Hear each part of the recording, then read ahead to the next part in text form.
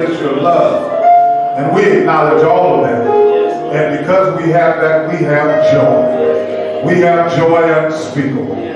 So we rise this morning to gather in your name, to come and testify of your goodness, to again greet one another with a heavenly and a high, holy love. And we thank you again for meeting us in this sanctuary. Spirit of the living God, let your presence fall fresh on us in this house even now. Through the power in Jesus' name. Hallelujah and amen. Let's stand and sing. Lift every voice and sing.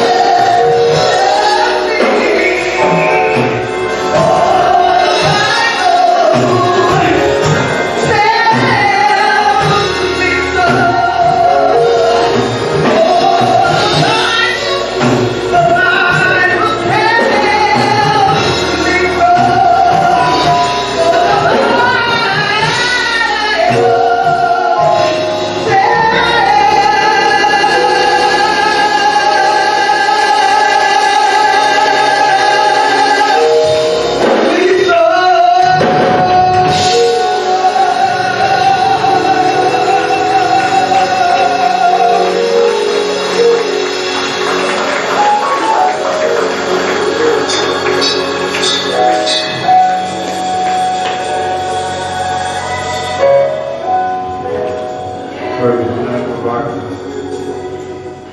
Yes, yes, Jesus loves me. Yes, he loves me. Yes, he loves me. He loves me. Praise God. All right. We have our scriptures found in the program, and we'll read those in your hearing today.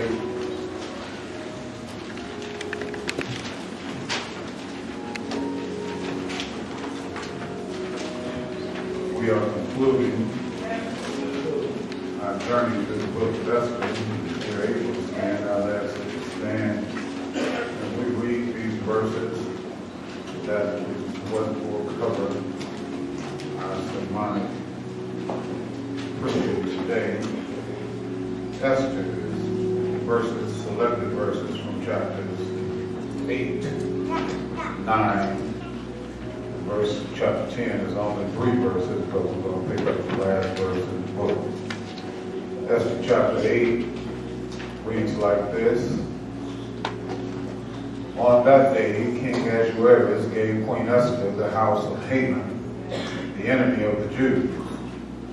And Mordecai came before the king, for Esther had told how he was related to her. So the king took off his signet ring, which he had taken from Haman, and gave it to Mordecai. And Esther appointed Mordecai over the house of Haman. Now Esther spoke again to the king, fell down at his feet, and implored him with tears to counteract the evil of Haman the Agagite, and the scheme which he had devised against the Jews. And the king held out the golden scepter toward Esther. So Esther arose and stood before the king and said, if it pleases the king, and if I have found favor in the sight and the things that seem right to the king, and I am pleasing in his eyes, let it be written to revoke the letters devised by Haman, the son of Hammedatha the Agagite, which he wrote to annihilate the Jews who are in all the king's provinces. For how can I endure to see the evil that will come to my people? Or how can I endure to see the destruction of my countrymen? Then the king Ahasuerus said to Queen Esther and Mordecai the Jew, indeed, I have given Esther the house of Haman, and they have hanged him on the gallows because he tried to lay hand on the Jews. Chapter 9. Now in the 12th month, that is the month of Adar, on the 13th day, the time came for the king's command and his decree to be executed. On the day that the enemies of the Jews had hoped to overpower them, the opposite occurred. In that the Jews themselves overpowered those who hated them. The Jews gathered together in their cities throughout all the provinces of King Ahasuerus to lay hand on those who sought their harm. And no one could withstand them, for fear of them fell upon all people. And all the officials of the provinces, the satraps, the governors, and all those doing the king's work helped the Jews, because the fear of Mordecai fell upon them. For Mordecai was great in the king's palace, and his fame spread throughout all the province. For this man, Mordecai, became increasingly prominent. Last verse, chapter 10, verse 3. For Mordecai the Jew was second to King Ahasuerus, and was great among the Jews, and well received by multitudes of his brethren, seeking the good of his people, and speaking peace to all his countrymen. Amen. You may be seated. Grass withered and the flower faded, but the word of our God shall stand forever. For the time that as I was to share, I want to preach from the thought, liberating the oppressed. Liberating the oppressed. The verse that I'm taking out of these 3 chapters, we did not read. Chapter 8, verse 8 says this, of Esther chapter. Esther chapter 8, verse 8 says, "You yourselves write a decree concerning the Jews as you please, in the king's name, and seal it with the king's signet ring. For whatever is written in the king's name and sealed with the king's signet ring, no one can revoke." No one can revoke. So I want to look at liberating the oppressed. It is hard pressed for us to live in the country and not see how the Bible parallels what's going on in our country. For those of us who live and don't think that these early days of voting matter, we need to revisit our history to look at some things.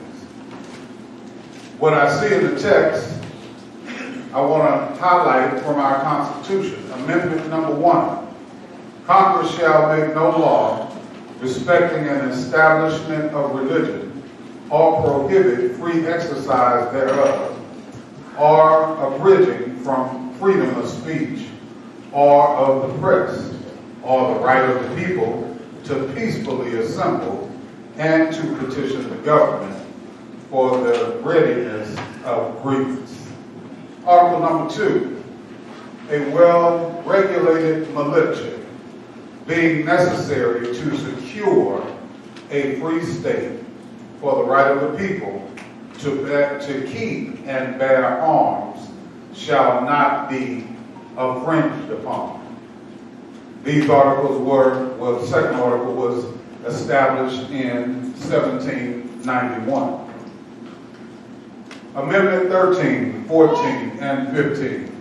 1, abolishing slavery, the 13th Amendment, and then the 14th Amendment granted access to the Voters' Rights Act, but it did not require, or the 15th Amendment did not require that they did not impose poll tax or literacy taxes or other qualifications. What does all of this have to do with anything? If you have been following Esther chapter 4, title of the message, so Spirit can help me remember everything we covered in Bible study. Esther chapter 4, I talked about an outcry against oppression that they began with prayer and fasting. Then last week we looked at deconstruction. We looked at deconstruction because Haman had risen to power and began to go forth with this annihilation plan of the Jews because of Mordecai. I want you to see how he was given power, prestige, and he was able to write the order for annihilation with the king's blessing. Because the king told Haman, you do what you feel is right with the Jews. Now that Haman's plan has been exposed, as Esther and Mordecai have adequately deconstructed his annihilation plan, now they come with the same power to liberate the oppressed. Got to understand, we don't drive out, Dr. King says, you can't drive out with hate You can only drive it out with love. So the motive in which Haman had was not the same motive that Mordecai and Esther had. So when I look at these amendments that we are governed by, I have to also say that we have to take the same right as people for what has been given us and not be asleep on voting day, that we would wake up and go out and do what is our civic duty, because people died that we might have the right to vote, and take pride in voting so that we might become the change we desire to see. So here's my question to you, or here are my 3 points that I gleaned from just verse 8, chapter 8, based on the context of this story. Because let me give you the narrative. Now Haman is dead. Now everything that Haman desired to do is still in motion, but the one who initiated it is dead.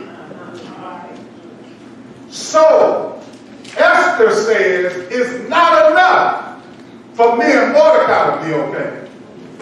We got people all throughout the king's province who are waiting on day of annihilation, and the only way we can stop it is if we order another decree.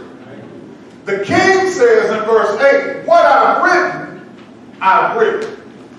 It cannot be undone. So if we're going to be people who liberate oppressed people, we have to first of all understand the power of thinking. Let the church say thinking. We have to be a thinking people. We cannot only be an influence people. All right. All right. You got to come with your mind today. Here it is, verse 8. You yourselves write a decree concerning the Jews. All right. If you can't think yourself better, you can't help nobody else be better. You got to see yourself out of where you are, beyond whatever you can imagine.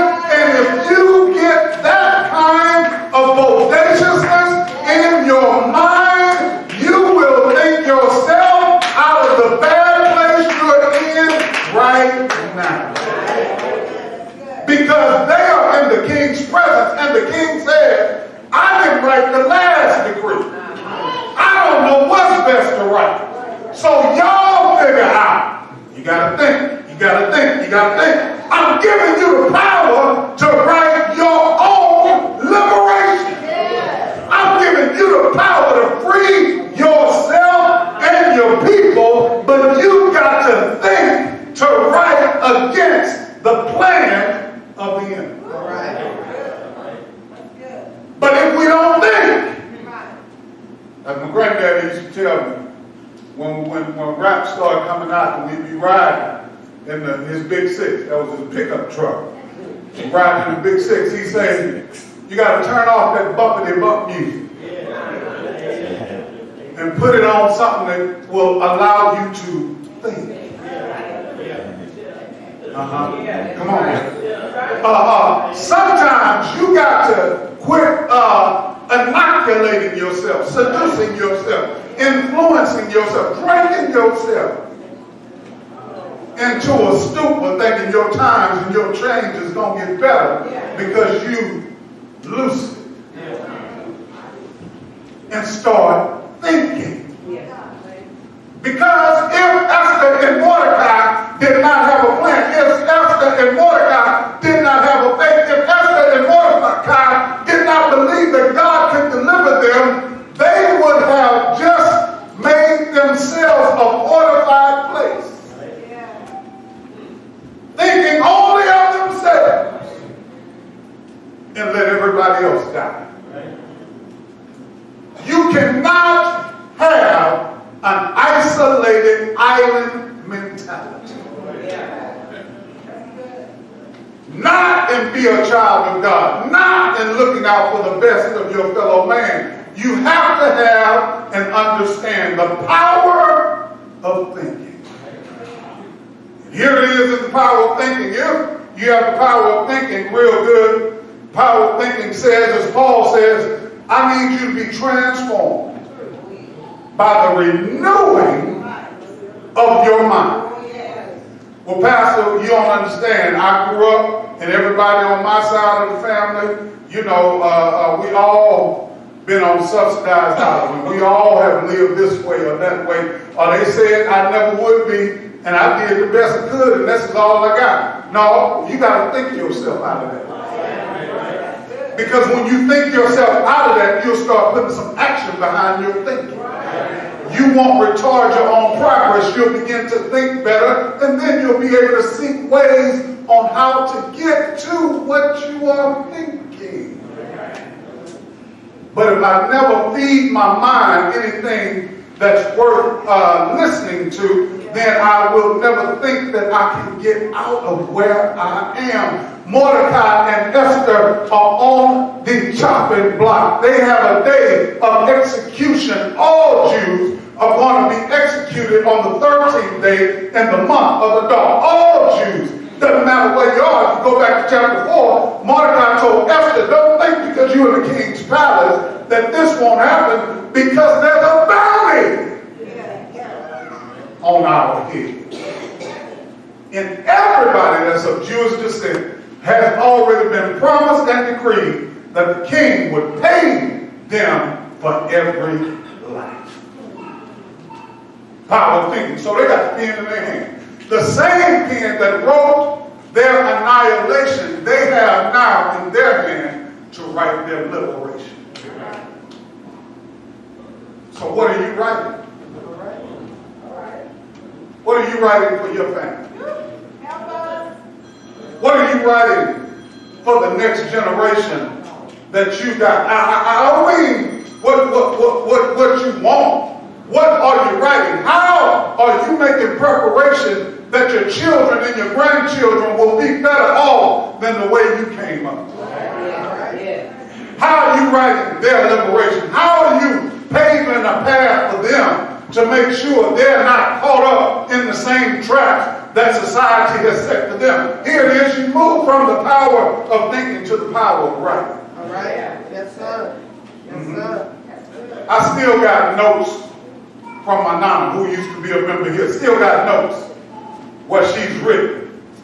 And just to hear the thinking of somebody that lived 9 decades, how she thought ahead, how she looked ahead, how she wanted better for her family and wanted better for those that came behind her, how she wanted better for them. And here's what I see in Esther and Mordecai. They began to write not something that would supersede what had already been written. They wrote to empower the ones who were being oppressed. Yes. All right. Yes. All right. Give a man a pen who is on death row if he could write his liberation off death row, and you'll get a man who will write a master. And I'm wondering, those who are not bound, those who are bound are more affluent in their reading and in their writing than us who are free. That's right. And they can tell us how to live a better life than we can tell ourselves, because we're caught up in the traps of society. And the liberating truth is this: they are more free than we are because they have liberated their thinking.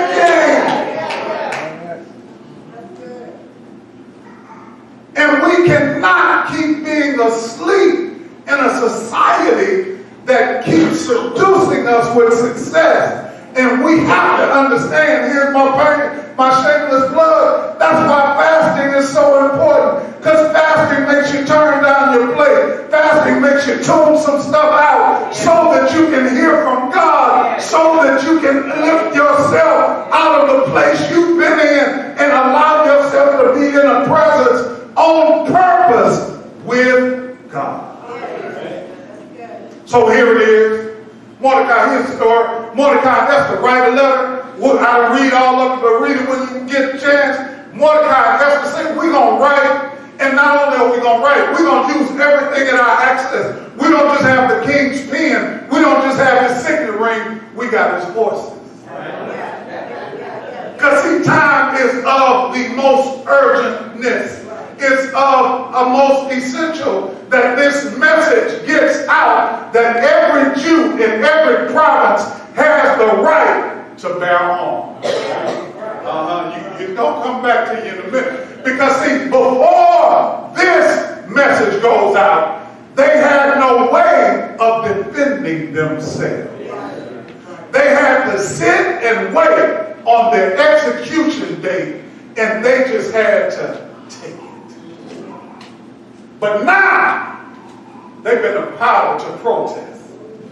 Now, they've been empowered to bear arms. So now, when the execution that had been decreed before comes their way, now they can fight.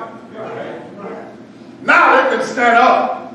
Because something has been written that has liberated them from the oppression of execution. Could it be that you ain't free because you haven't read what's written? I'm in the text. Could it be that you're living in such doldrums of life only because you haven't cracked the book? Could it be that you got everything you need, but you spending too much time on social media? Could it be that life would be better if you get your mouth on somebody else and start thinking yourself better? Could it be that God has already favored you? And you overlooking his favor? Because you still living under oppression, and liberation has been written for you. You don't have to live like you live. That's your choice. Who you don't like, that's your choice. Who do you don't want to deal with, that's your choice. But you also got to understand that when you make them kind of choices, you got to see the great reversal in the text. Because the same pen that was used to write them out wrote them back in. You got to be careful when you write somebody out. You got to be careful when you write against somebody. Because your word is not the last word, even if you got the king's pen.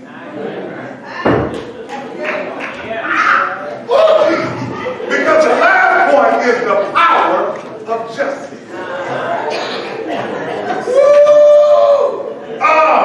Here's Micah 6 and 8.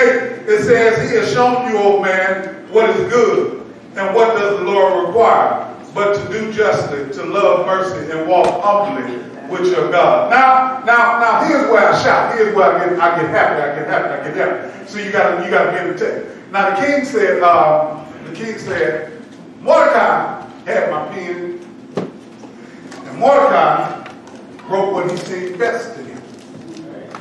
And what seemed best to him was to write to annihilate a whole ethnic group. Kill all the Jews. And Esther and Mordecai got the same people.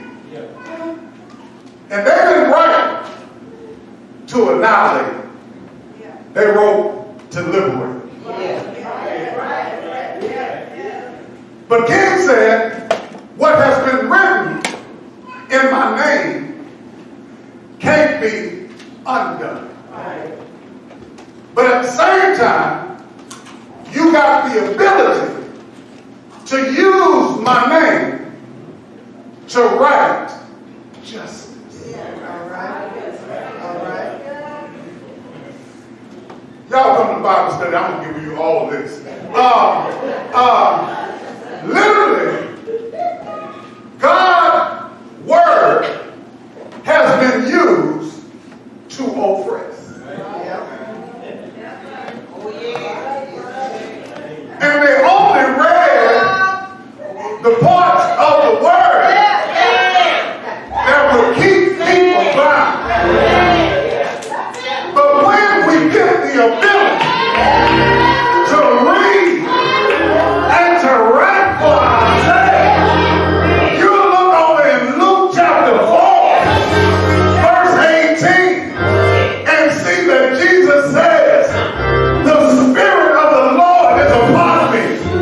He has anointed me to preach the good news to the poor, to give liberty to those who are oppressed, and to set the captives free." That ain't what they want you to hear.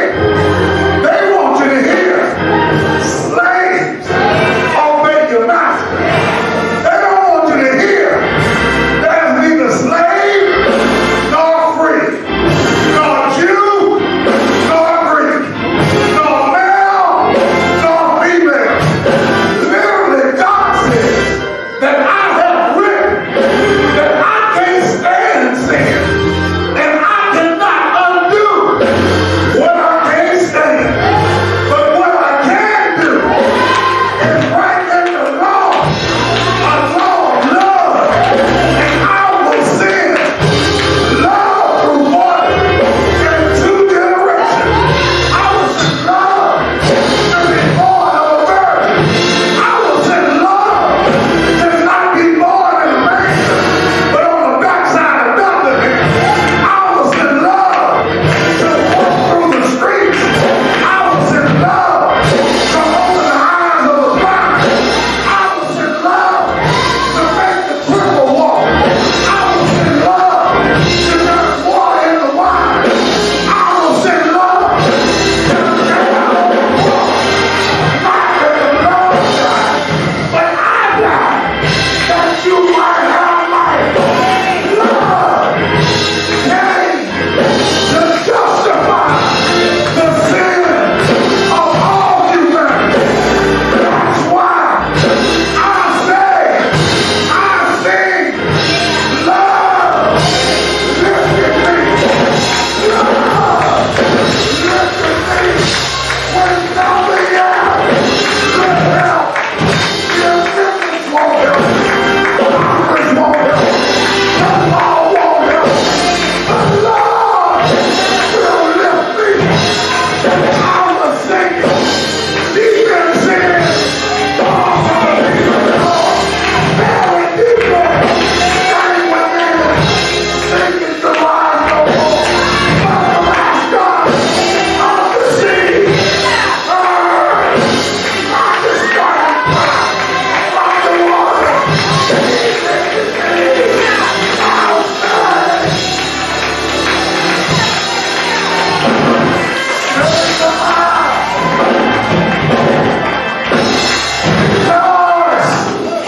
The Lord is written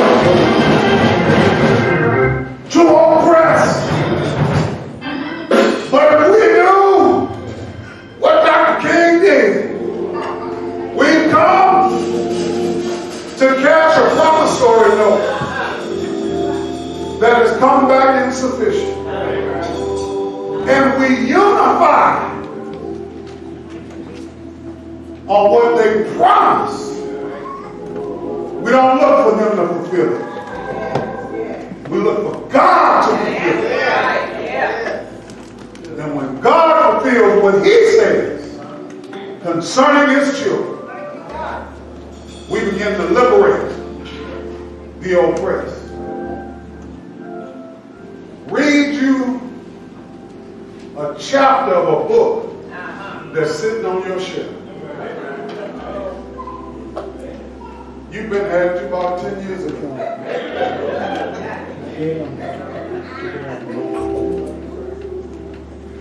Pick up the Constitution. I'm sorry, Google the Constitution.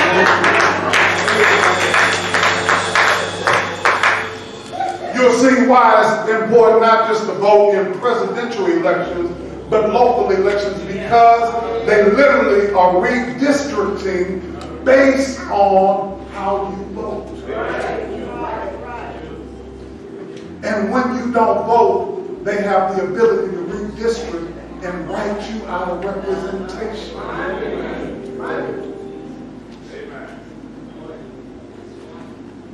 But those that are woke, liberate those that are oppressed. Look, Jesus said, I came that you might have life and have it more abundantly. The Spirit of the Lord is upon me. He's anointed me to preach the good news to the poor, to give recovery of sight to the blind. I need you to see what you can't see. I need you to see a life better than what you're living right now. I don't need you to see a world of hate. I need you to see a world of love. And I want you to participate in that love. Don't be like Haman, who looked out for himself. Be like Esther and Mordecai, who rewrote with the same pen, a liberating and empowering message. That the people who were in fear, they began to walk and fight in faith. These streets can be better. Your community can be better. But it won't get no better till you open your mouth. Won't get no better till you go vote. If everybody that stay on the phone talking about what could be better, spend that same kind of time calling your congressman, your local official, your state representative, it'll wake some folks up. And then we'll quit having politicians come before us with empty propositions. It's amazing to me how we want stuff to get better, but we won't put no action behind it. Liberation. You don't have to be oppressed. You don't have to be bound.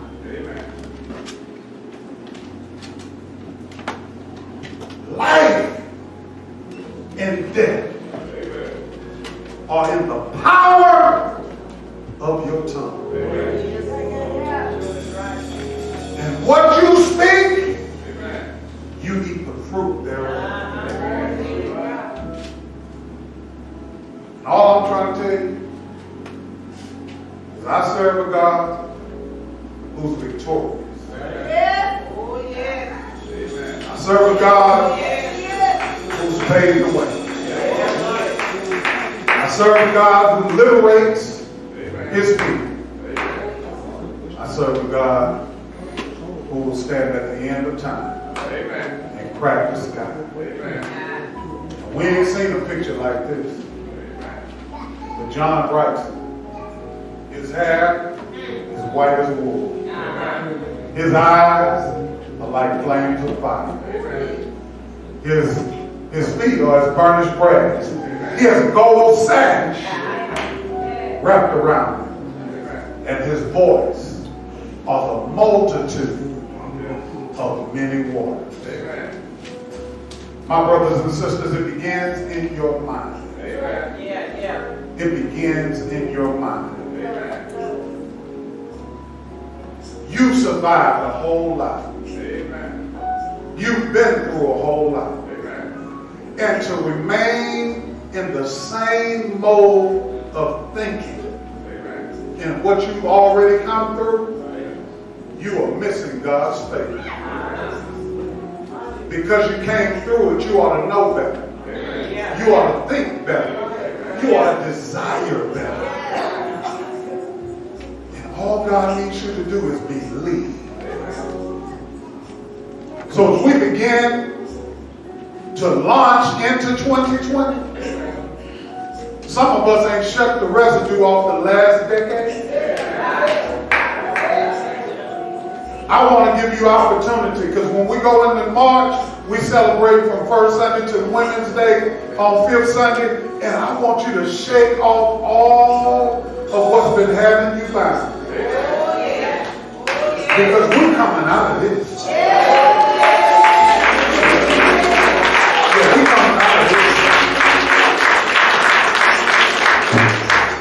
hear our house walking.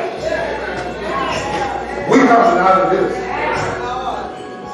And if you want to remain, stay where you're at. Don't hinder us. Don't be coming out of this.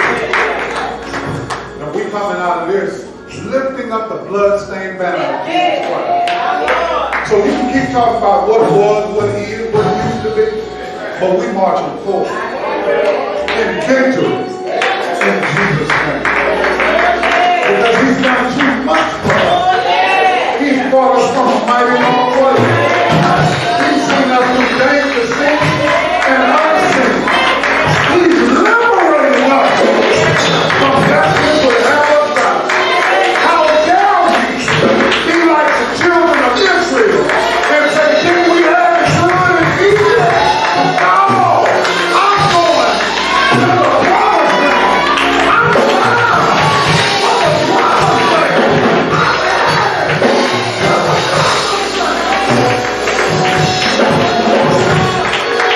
So run on and see what he's going to make my end to be.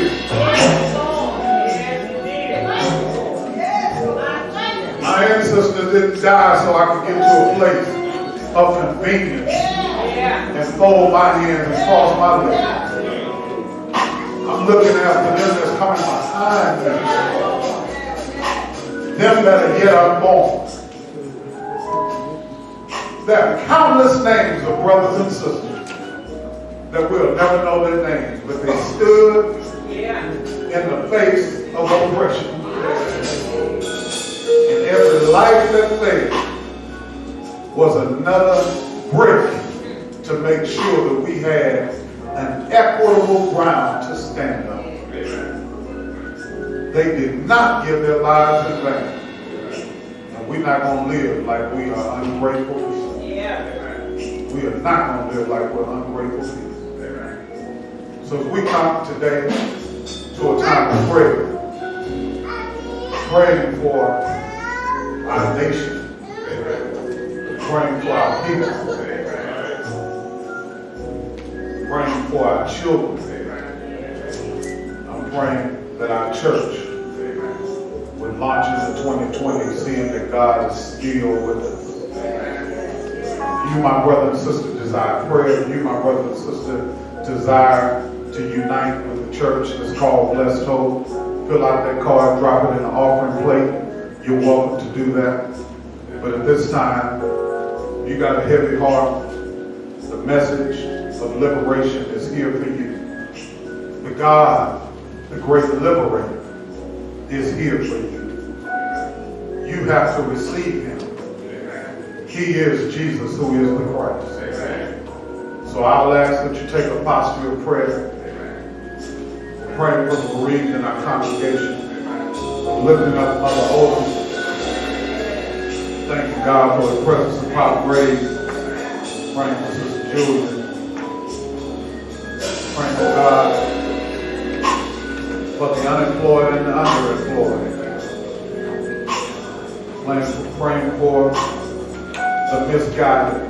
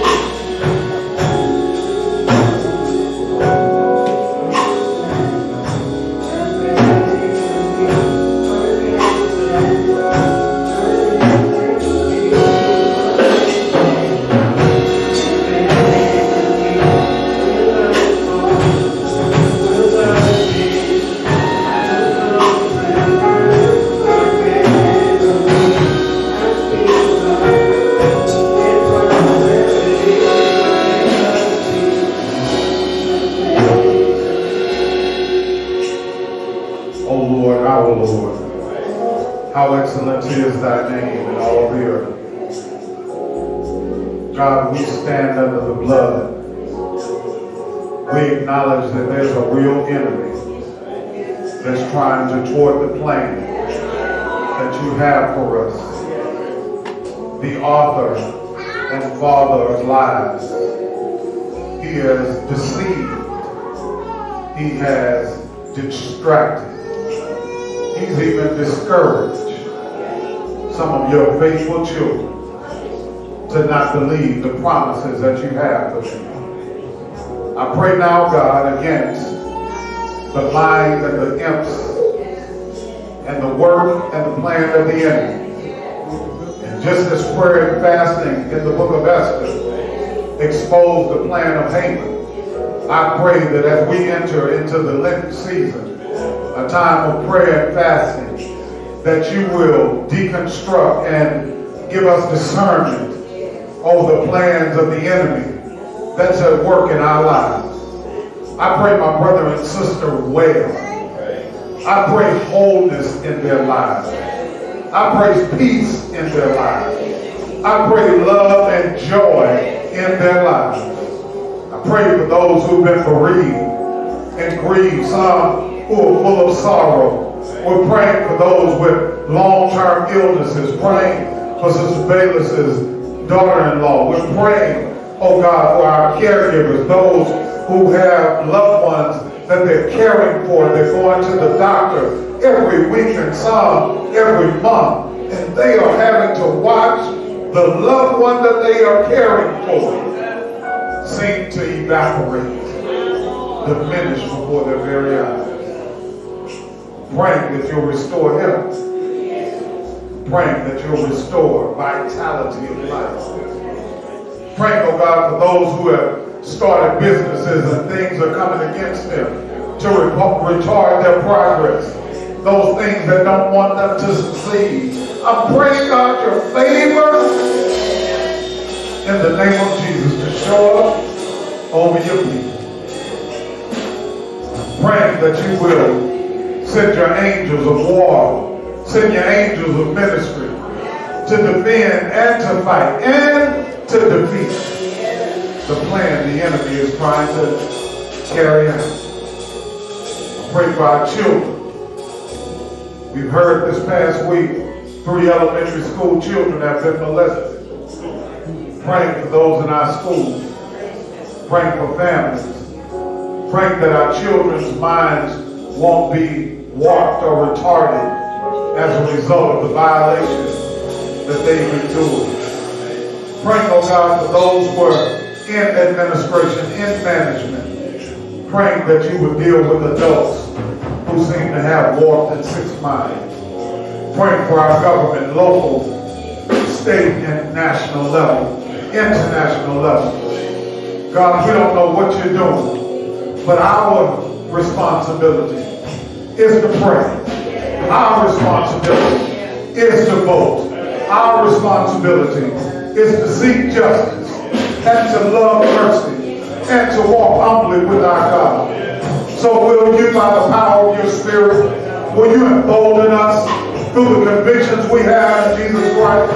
Will you show us afresh and anew how you want to empower us to liberate some people around us that's living in oppression, that the world might be better just because of a word from you. Pray, God, that you'll bless hope. We're on the precipice of 70 years. We're not banking on our age. We're banking on the God who's brought us.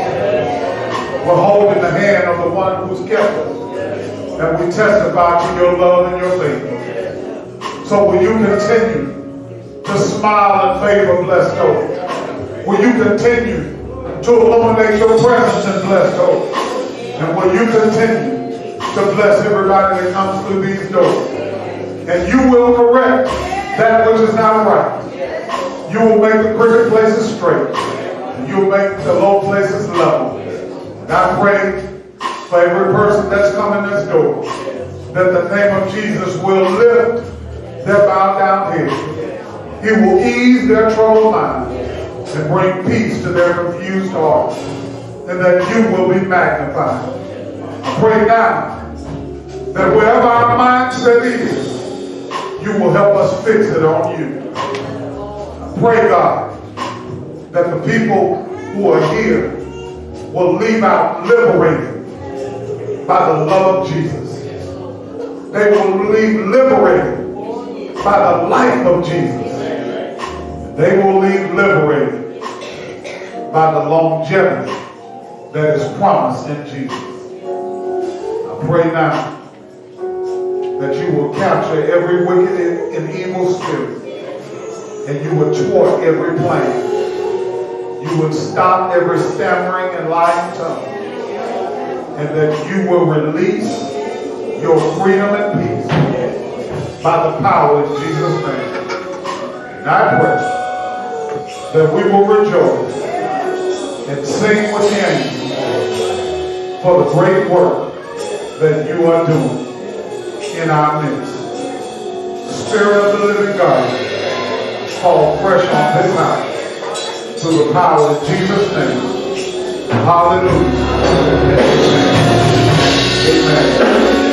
Amen.